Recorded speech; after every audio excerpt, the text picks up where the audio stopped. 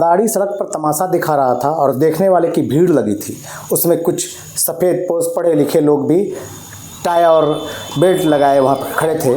मैंने उनसे पूछ लिया, भैया यहाँ क्या तमाशा हो रहा है? उन्होंने कहा, मुझे पता नहीं है, बस मदारी कह रहा है, लोग ताली बजा रहे हैं और मैं भी उसमें शामिल हूँ। मैं रुपेश सिंह एक बार फिर आप सबको प्रणाम और नमस्कार करता हूँ। दरअसल कुछ दिन से जमुई में एक तमाशा चल रहा है और लोग ताली बजा रहे हैं, धक्का मुक्की कर रहे हैं। पता नहीं ट्रेन के आगे किसी को धकेल कर गिरा देंगे, क्योंकि झंडी दिखाने का सवाल है और क्रेडिट लेने के लिए तो लोग ट्रेन के नीचे, आपने सुना होगा अखबार में नाम के लिए गाड़ी के नीचे आ जाते थे। यहाँ ट्रेन के नीचे आने की जद्दोजहद हो रही है। दरअसल वंदे भारत जमुई स्टेशन पर रुकी और इसके लिए क्रेडिट लेने की तैयारी हो रही है। जनता भी ताली बजाने के लिए बेताब है। यहाँ दो नेता एक ही दल के, एक ही सरकार है केंद्र में और वही सरकार है बिहार में। तो ऐसे में बिहार की सरकार के दो नेता, एक विधायक, एक सांसद, दोनों का कहना है कि उन्होंने ही ट्रेन को रुकवाया है। अरे भाई, सरकार आपकी है और केंद्र में भी सरकार आपकी है, तो आपने ही रुकवाया। कौन कह रहा है कि आपने नहीं रुकवाया? क्योंकि अश्विनी वैष्णव ने भी, मोदी के मंत्री, वही अकबर के दरबार के नवरत्न में से एक, उन्होंने ऐसा चाल चला कि दो चिट्ठी निकाल दी। एक विधायक को धन्यवाद दिया, आपके कारण ट्रेन रुकी है, और फिर सांसद को भी धन्यवाद किया, आपके कारण ट्रेन रुकी है। अरे ट्रेन तो जनता के कारण रुकी, क्योंकि ये मांग जनता की होती है और मांग जब जनता ने की थी तो ये धन्यवाद जनता को देना है, क्योंकि जनता के लिए ट्रेन रुकी और वही टिकट कटाकर जनता सरकार को पैसे देगी, राजस्व मिलेगा और तब चढ़कर सवारी करेगी। कोई फ्री तो चढ़ने वाला है नहीं। खैर, वंदे भारत ट्रेन कितनी उपयोगी होगी ये आप इससे समझ सकते हैं कि यहाँ उसी समय में जनशताब्दी एक्सप्रेस चलती है। अगर वंदे भारत रोकना ही था तो आप देवघर से बनारस वाली वंदे भारत रोक देते, क्योंकि उस वक्त में दो ऐसे धार्मिक स्थल हैं, देवघर और बनारस।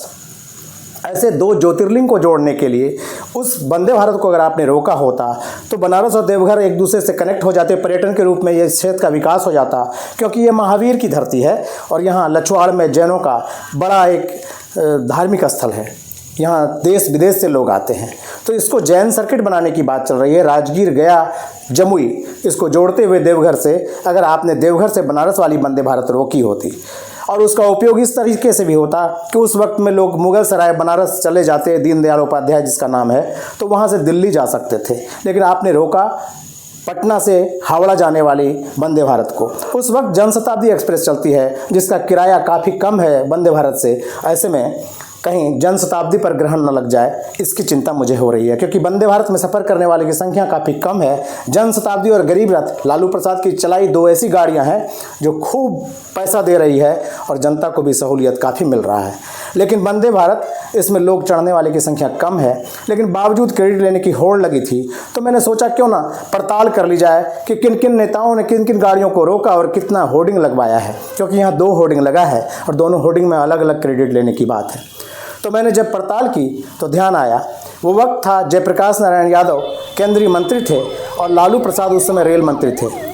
चैम्बर ऑफ कॉमर्स के कुछ साथियों के साथ हम सब उनके साथ सर्किट हाउस में चाय पी रहे थे। हम लोगों ने मांग रखी कि बलिया सियालदह अगर रुक जाता तो यहाँ से डेली पैसेंजरी करके जो दुकानदार हैं उनको सहूलियत होती, वो सियालदह कलकत्ता जा सकते थे। बात वहाँ से निकली, उन्होंने फ़ोन लगाया, बात हुई और लालू प्रसाद जी ने सहमति दे दी। अगले दिन शाम के वक्त उन्होंने हम 5-6 पत्रकारों, कुछ चैम्बर ऑफ कॉमर्स के साथियों को लेकर जमुई स्टेशन पर पहुंचकर हरी झंडी दिखा दी। उस समय स्टेशन में लाइट भी कम था, हालांकि लालू प्रसाद जी ने तब जमुई को ए ग्रेड स्टेशन घोषित कर दिया था। बाद के दिनों में उस पर ग्रहण लगा रहा। उस अंधेरे में, एक टिमटिमाती रोशनी में 10 लोगों ने, कुछ पत्रकार, कुछ चैम्बर ऑफ कॉमर्स के मेरे साथी और जयप्रकाश नारायण यादव, उन्होंने मंत्री के रूप में झंडी दिखा दी और बलिया सियालदह रुकने लगा। पूर्वा एक्सप्रेस, जो सपने में लोगों को नहीं आता था, उन्होंने सांसद बनने के 20-25 दिनों के अंदर लालू जी से कहकर पूर्वा एक्सप्रेस जमुई में रुकवाया। उन्होंने टाटा छपरा, जो एक तरफ से रुकती थी दूसरी तरफ से नहीं रुकती थी, उसे रुकवाया। गरीब रथ, जनशताब्दी, कई स्टेशन पर ट्रेन का ठहराव और लक्ष्मीपुर होकर रेलवे लाइन, ऐसे अनगिनत चीज़ें हैं। लेकिन कभी कोई होर्डिंग नहीं छपा, कभी कोई नारा नहीं लगा, कभी कोई बवाल नहीं मचाया गया। अब मैं जब ये बात कर रहा हूँ तो आप कहेंगे मैं राजद का आदमी हूँ, कोई कहेगा कि मैं जयप्रकाश नारायण यादव जी का समर्थक हूँ, लेकिन क्या बिगाड़ के डर से मैं सत्य ना कहूँ, ये नहीं हो सकता। मैं सत्य बोलूँगा और सत्य बता दूंगा। जिसने काम किया है उसको कम से कम इतना तो क्रेडिट दे दो कि उस व्यक्ति ने गुमनामी में चुपचाप से आपके लिए उतना कुछ कर दिया कि उसके बाद से 2 ट्रेन का नाम आप गिना नहीं सकते जिसका ठहराव जम्मू में किया गया हो। झाझा से झाझा डिब्रूगढ़ एक ट्रेन चलाई गई थी, वो ट्रेन भी अब बंद हो गई है। झाझा अंग्रेजों के समय में कोयला इंजन का लोको सेट था और वहाँ झाझा रेल नगरी के रूप में विकसित था। झाझा को बर्बाद कर दिया गया। वहाँ मेमू शेड है, वॉशिंग पिट है, लेकिन वो उसकी स्थिति बहुत ख़राब है और झाझा रेल नगरी के रूप में बर्बाद हो चुका है क्योंकि इस पर कोई ध्यान नहीं दिया गया। नॉर्थ ईस्ट के लिए जम्मू स्टेशन किऊल और झाझा के बीच में, एक तरफ बंगाल के लिए, दूसरे नॉर्थ ईस्ट के लिए और तीसरा साउथ यानी मद्रास के तरफ जाने के लिए एक बीच का स्टेशन है और इसलिए इसकी महत्ता अंग्रेज़ों के समय भी बहुत ज़्यादा थी। अगर सच मायने में आरपीएसएफ सेंटर जो कटौना में खुलने वाला था उसके लिए इतना बवाल मचाया जाता, होर्डिंग लगाई जाती, नारेबाजी की जाती तो मुझे खुशी होती। कोई बड़ा उद्योग लगाया जाता रेल का तो मुझे खुशी होती।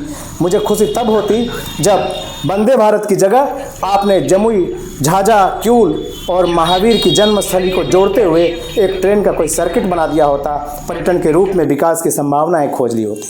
आप याद करिए, जमुई के रेलवे क्रॉसिंग पर अगर आज जयप्रकाश नारायण यादव के उस जमाने की सोच के अनुरूप अगर रेलवे का ओवरब्रिज कटौना में नहीं बना होता तो आपका आना जाना रेलवे क्रॉसिंग में मलयपुर होकर कितना मुश्किल होता। तब जयप्रकाश नारायण यादव जो मंत्री थे उनको काफ़ी जिल्लत झेलनी पड़ी, काफ़ी परेशानी हुई, उनका काफ़ी विरोध हुआ। लेकिन आज आप उस रेलवे ओवरब्रिज पर चढ़कर सेल्फी लेते हैं और जमुई का वो एक सेल्फी पॉइंट बन गया है। ऐसे में क्या इन होर्डिंग को लगाने की ज़रूरत नहीं है?